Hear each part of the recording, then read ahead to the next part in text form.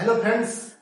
और आज आपकी होने वाली है सूरदास का दूसरा पद आपका लिया गया है। और ये है आपका, आपको पहले जो पद में हम बता चुके हैं कि प्रश्न किस तरीके से रहते हैं। आपका दो दो नंबर के आपके रहने वाले हैं।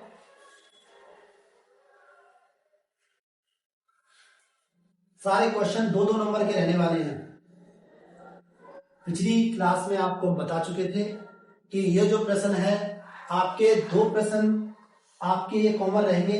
उपयुक्त पद्यांश का संदर्भ लिखिए, ठीक है। दूसरा रेखांकित अर्थ की व्याख्या कीजिए। और तीसरा आपका क्वेश्चन अलंकार का पूछा गया है। अलंकार से भी क्वेश्चन पूछा जा सकता है या कुछ आपका इसमें से पूरे से। तो आइए शुरू करते हैं आपका व्याख्या। और किलकत काना गुठुअन आवत। किलकत, किलकत किलकारी, काना श्री कृष्ण, गुटुवन आवत। किलकारी मारते हुए श्री कृष्ण आपके घुटुओं के बल आ रहे हैं। आवत का मतलब आ रहे हैं। मन में मणियों से युक्त। कनक, कनक का मतलब होता है सोना। कनक का मतलब होता है सोना। नंद श्री कृष्ण के पिता के लिए दिया गया है।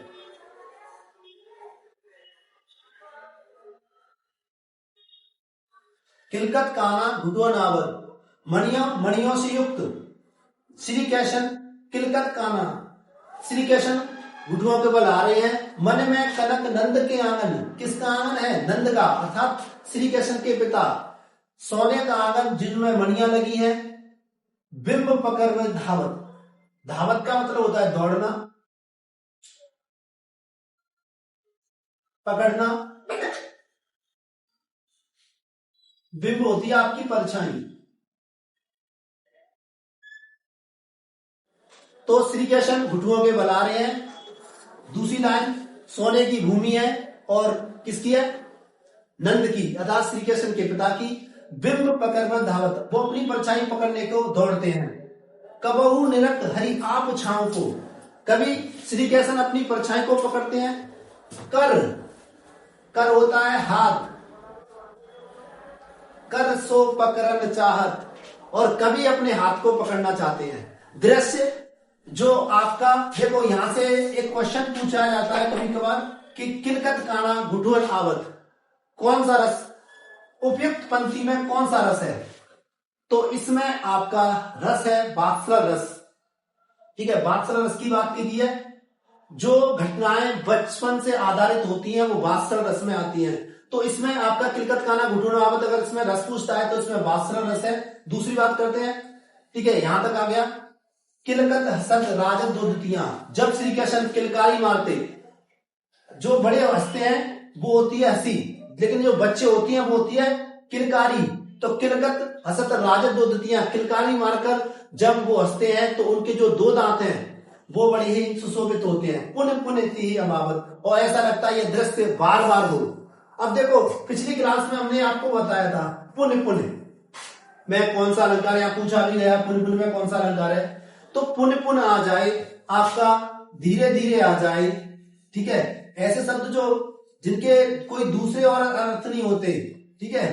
पुण्य पुण्य आ जाए, धीरे धीरे आ जाए, ठीक है, जल्दी जल्दी आ जाए, ऐसे शब्द, मतलब एक जैसे शब्द जिनकी आवृत्ति, जो शब्द बार बार दिए, धीरे धीरे, पुन पुन हो जाए, सुन सुन हो जाए, मनु मन हो जाए, मन मन हो जाए, ऐसे शब्द जब आएंगे तो उनमें आपका पुनरुक्ति प्रकाश अलंकार होता है। कनक भूमि पर कर कर छाया, कनक का मतलब सोना, सोने की भूमि पर। कर का मतलब होता है हाथ, पग का मतलब पैर, और छाया का मतलब परछाई। सोने की भूमि पर हाथ और पैरों की छाया, यह उपमा एक राजत, और यह उपमा बहुत ही सुंदर लगती है।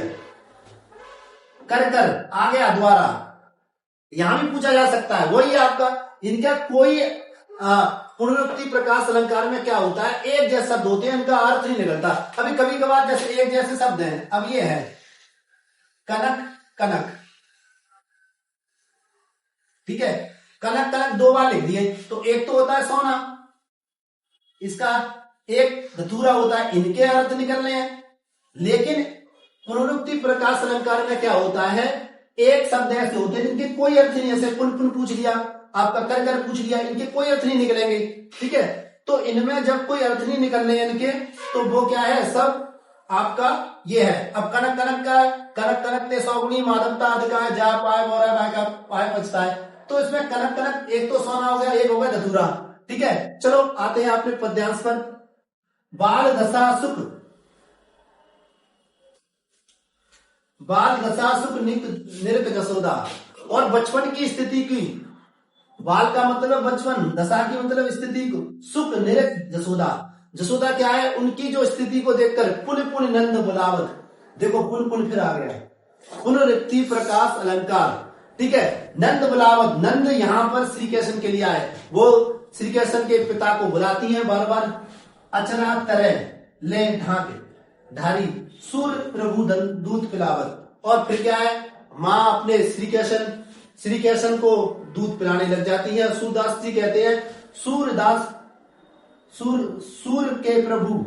ठीक है, तो सूरदास प्रस्तुत पंक्तियों में सूरदास कहते हैं कि आपकी जो उनकी माता है उनको दूध पिलाने लग जाती है।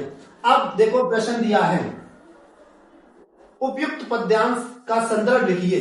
ठीक है, तो सबसे आपको देखो, यहां देखो जितने सूरदास ने अपने जितने पद लिखे उनमें क्या कहीं ना कहीं सूर आ जाएगा, कहीं सूर आ जाएगा, तो उससे आप लगा सकते हैं कि ये सूरदास से लिया गया है। तो सूरदास क्या लिखा है, इन्होंने पद लिखे हैं, तो क्या हो जाएगा, प्रस्तुत पंक्तियां हमारी पाठ्य पुस्तक, ये पंक्तियां हो गई, पूरा तो लिया, प्रस्तुत पंक्तियां हमारी पाठ्य पुस्तक काव्य संकलन के पद से ली गई हैं, और इसके कवि कौन है, सूरदास। ये आपका 2 नंबर का हो गया। दूसरा है रेखांकित अंश की व्याख्या कीजिए। अब यहां से है तो क्या लिख देंगे, सिर्फ आपको इसकी करनी है, पूरा को छोड़ देना है।